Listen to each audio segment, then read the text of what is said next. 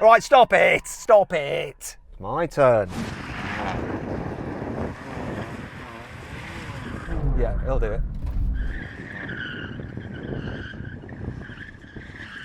I freaking love BMWs for this. Oh, right, I'm going to win this for shiz. I'm at a slight disadvantage here because BMW's launch control system only works when the stability control is completely off, which means that the wheels will spin up. I don't have any help at all. Now I can dial down the revs a bit using the cruise control button, but those guys, they can launch with stability on to help manage the power a little bit. So this is all down to me and my skill or lack thereof. So hopefully I'm not going to cock this up.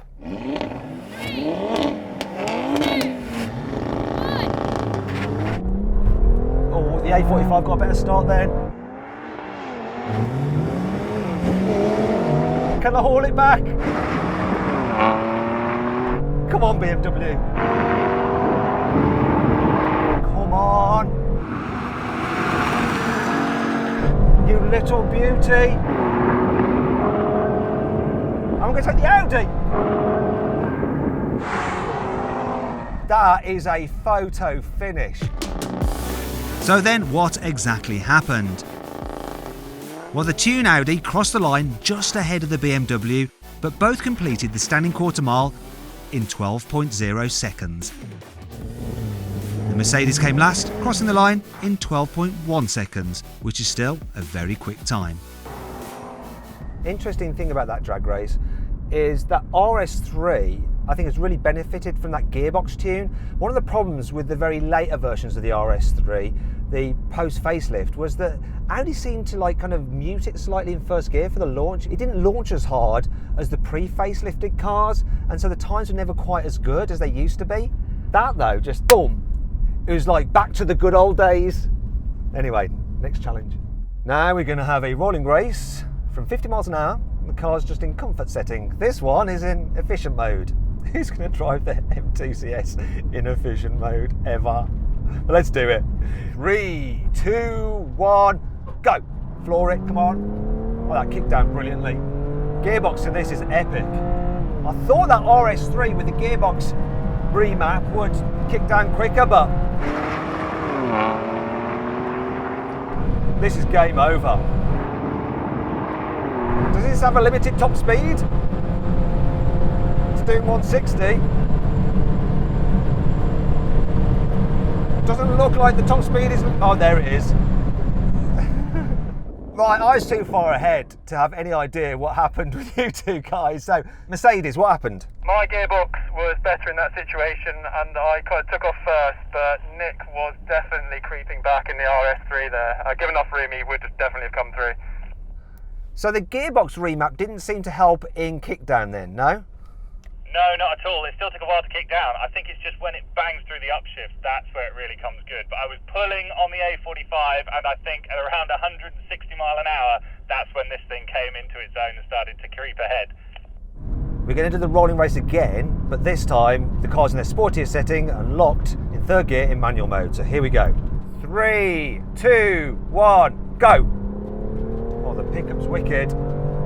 But it's not much different at the moment between me and the A45, but no. Yes. It's the same story.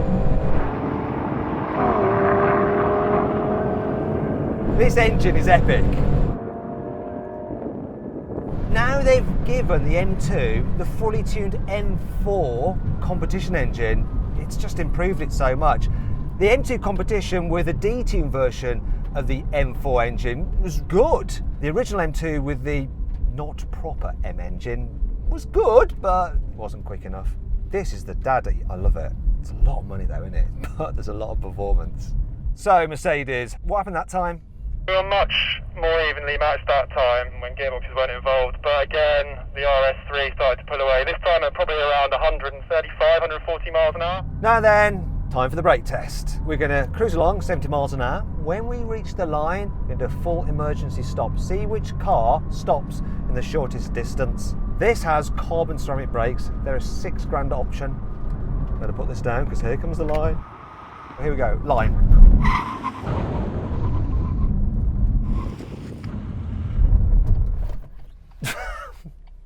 This is so close, I can't call it. I hate it when I have to get out the blooming car. Bear with me. I've freaking no idea.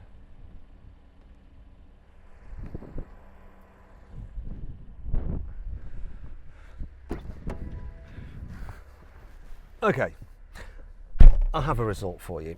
So close, but I think the order is this. The Mercedes won, followed by the Audi, and last in the brake test was the BMW, but we are just talking centimetres difference between them. Still, overall, really impressed with this car. Those are two great hot hatches, and probably for covering ground out on an unfamiliar road, you'll be quicker in those, but this thing, on a track, on a road you're used to, and for feel, man, I just love it, right down to the Alcantara steering wheel, which I'm now getting all greasy from my sweaty palms. Anyway, I hope you all enjoyed the video.